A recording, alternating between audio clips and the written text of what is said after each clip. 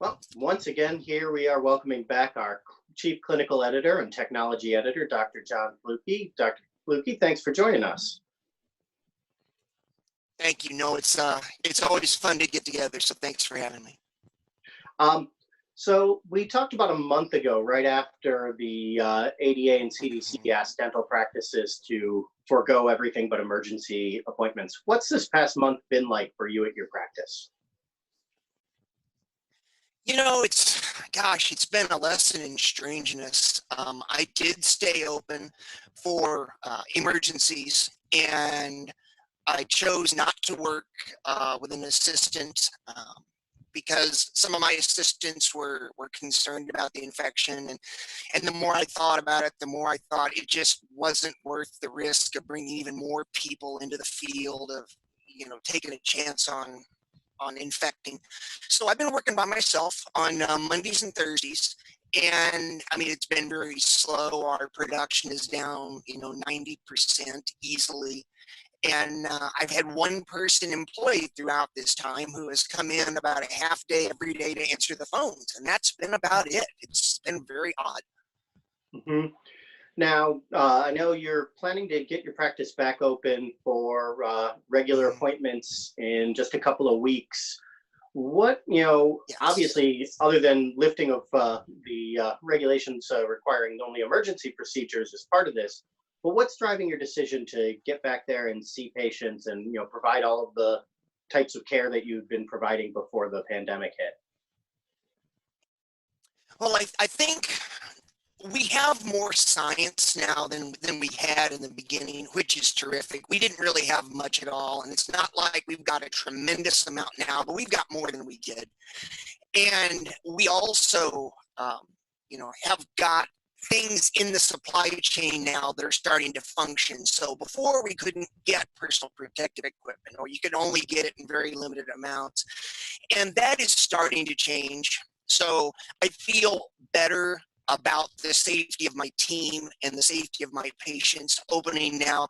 And then the other part of it too is simply that you can only put off dentistry for so long. I mean, there are people that are in sort of holding patterns, as you will, that can't afford to be in holding patterns, forever, and they need to be treated. And so those folks need appointments, and that's what we're going to do. Mm-hmm. In terms of changes in your practice, can you tell me a little bit about what's going to be different for you and your team as you treat patients going forward? Sure. The biggest amount of time I've spent with dentistry when I haven't been doing anything clinically in this time has been consideration of the protocols. I've done more reading about infectious disease and viruses and masks and pandemics and infection control than I've ever gone over before in my life. And so we're obviously going to change a lot as far as how we bring patients into the practice. In fact, that might be something that we could sort of add to this video, maybe is kind of the listing of my protocols for that, because it's a fairly long list. But when we go back clinically, the clinical staff, I spent 96 hours, 4 days, developing the clinical protocols. And in a nutshell, the clinical protocols are going to be N95 masks. There will be face shields that allow for magnification. Gowns, I chose to go with reusable gowns that can be laundered as opposed to disposables. We're also going to go with some type of either a rubber dam or intraoral vacuum system, such as Mr. Thirsty from Zirk, or the Isolite system. And then we also have an extraoral vacuum system that I've created that is going to go right next to the patient's face to kind of get anything that might escape the oral cavity. So we've got quite a long list of things that have changed. We've never done any of that before. Do you have a plan to communicate about all of these changes to your patients, and kind of how do you expect them to react to some of these new procedures and new personal protective equipment that you and your team will be wearing? Yes, we are clients of Weave, and one of the great things that Weave does, it allows us to reach out and contact our patients via email or text messaging, which is really what people want. You know, there's a small percentage of people now that want direct mail, but those folks are really, you know, my mom and dad's age, and most people want it electronically. The majority of people want it in some kind of a text message. This, unfortunately, is just such a large piece of data that we're going to have to send an email and probably provide a text message that then has a link that goes to the email. But I want people to understand that the whole point of this is twofold. It's number one, to keep the patients as safe as we can possibly keep them. And also the same applies to the team, to keep the team as safe as we can possibly keep them. And I think people get that. You know, we see more and more people, at least, you know, I'm in the Midwest, I'm in Kansas City, and we're seeing lots of people just in masks when you're out and about now. So I think people understand that this is sort of, at least for the foreseeable future, the new normal, and it may be the new normal forever, but I think people will be very accepting of it. Hmm. In terms of some of the changes to what you're going to be wearing to protect you and your staff during treatment, face shields have been around for a while, but they're not exactly, you know, everyday wear for most dental practitioners up until this point. Have you ever practiced with a face shield, and have there been challenges adapting to some of this new PPE? You know, I've never, it's interesting, for as many things as I've worked with and tinkered with in my career, I've never worked with a face shield. I do have some concerns about all of this, and I think, you know, I wish I could get my hands on them early. I don't know. I've ordered all the PPE, and I've been assured that it will all come in the week before we open. We plan on going live with patients on May 18th. And I've been assured that all the PPE will be there by the 15th at the latest, but that doesn't give us a lot of time to experiment with them. I went with the OptiOp system for the face shield, based mainly on the fact that it does allow for magnification. They've got enough space there. On their website, they have a nice picture of either a dental assistant, a doctor, or a hygienist, you know, wearing the shield, and they have what looks to be probably 2.5x magnification on with the shield, and it works fine. I do have some concerns on the fact that I work at 5.5, and that makes the telescope significantly longer. Are they going to fit under there? I don't know. I hope so. The other thing that I'm concerned with is the profession.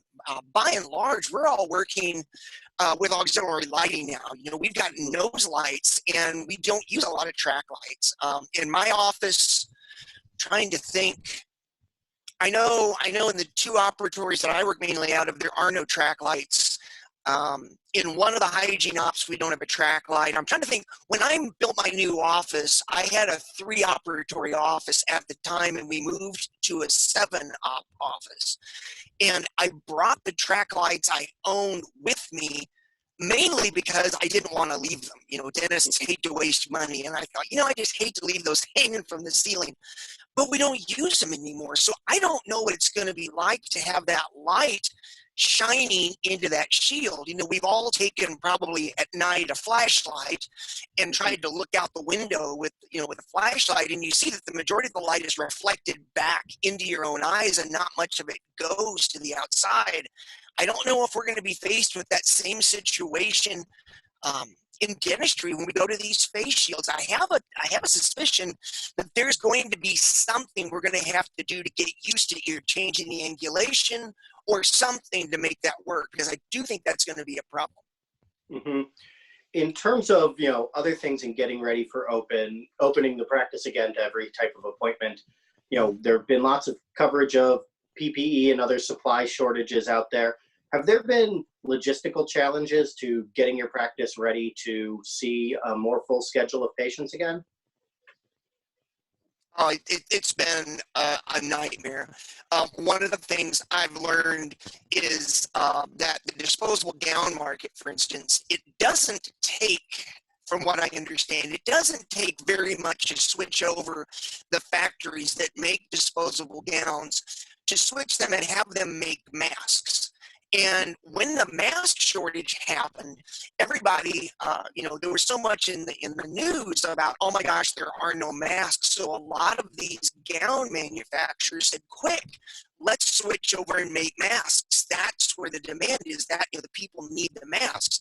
But unfortunately, that's created is now a supply deficit of disposable gowns. That's one of the reasons that I went with reusable, was simply that the disposable gowns are much harder to get. I do have some. I have about 150 disposable gowns, but those are backups.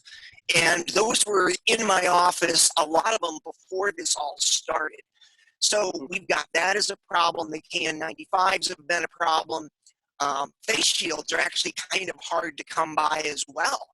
I was lucky to get my order in for these intraoral vac systems before this really hit, as far as recommendations began to come out suggesting them. So I think now those are kind of in short supply.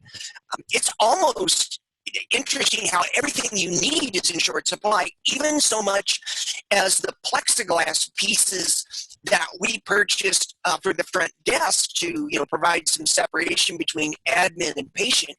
Even those were harder to come by than you would have thought, and those are just big pieces of clear plastic. But the demand has been so great for all of this that and then the flip side, of course, is going to be that, especially in the mask market, we are desperate for masks right now, just in healthcare in general, worldwide. And all of the factories have ramped back up now to increase production. And probably late June, mid-July, we're going to suddenly see a mask glut.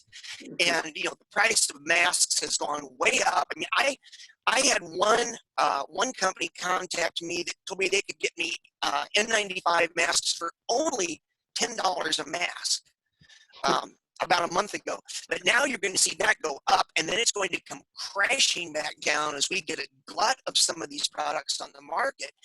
And it's going to be interesting because people are going to try and time their buying to match. I think, I don't want to spend too much, but I don't want to have too few.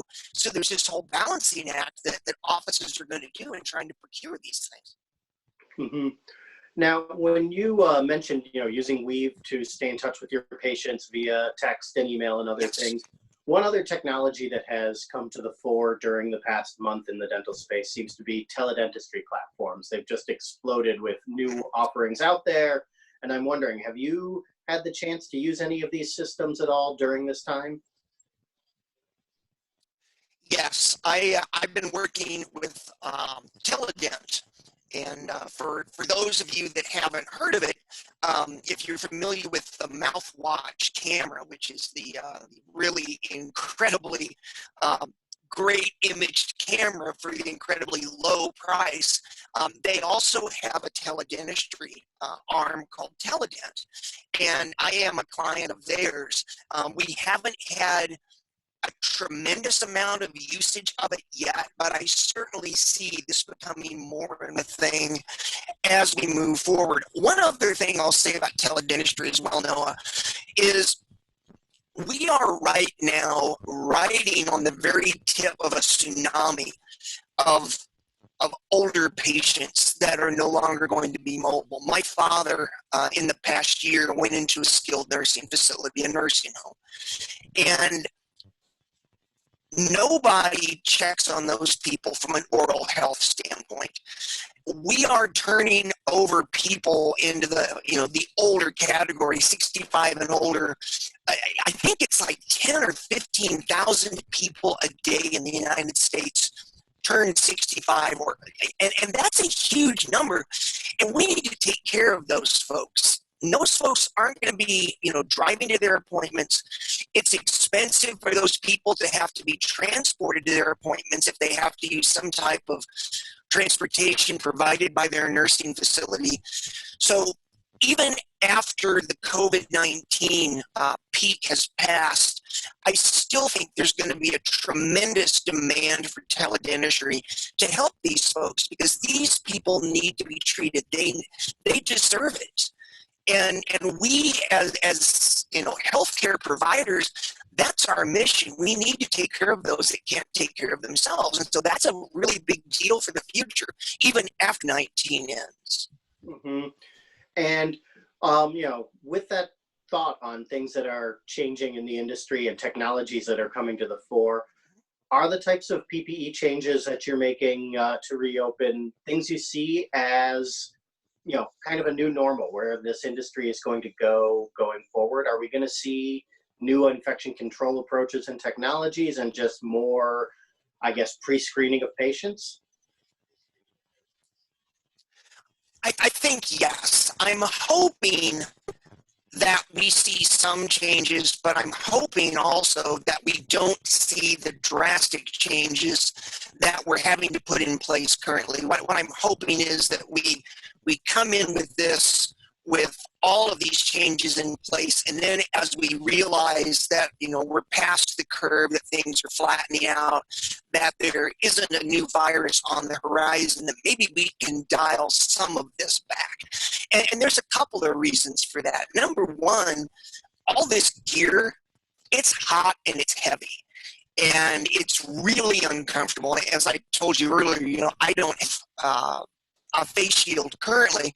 So I've been seeing patients with an N95 and then my normal setup of glasses. And wearing an N95 mask is akin to putting a terry cloth wash towel around your face. They're ridiculously hot. When I take the masks off, you can actually see sweat beat up on my skin. And I'm sure some of it's probably just moisture from respiration as well. But they are really, really hot. I sweat, you know, in my scrubs wearing one of these masks. So I can imagine that when I've got a gown on that is waterproof and doesn't vent, I have this N95 mask on. I have this face shield that is once again pocketing more heat. And gloves, obviously. We're going to be really uncomfortable as providers, number one. And I would tell females in the field, either plan on not much makeup or plan on investing in waterproof makeup, because your face is going to get damp. And the other thing is, this isn't an inexpensive thing to have to come up with. If you raise a crown fee $15 or an endo fee $15, most people don't even really pay attention to that.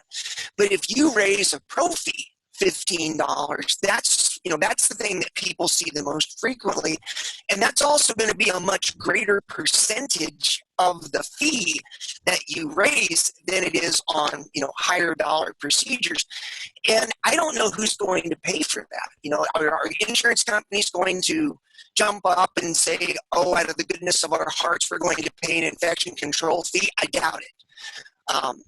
Patients are probably going to have to, at least in the short term, come up with this out of pocket, and it's going to be expensive, and it's going to be tough for them to absorb.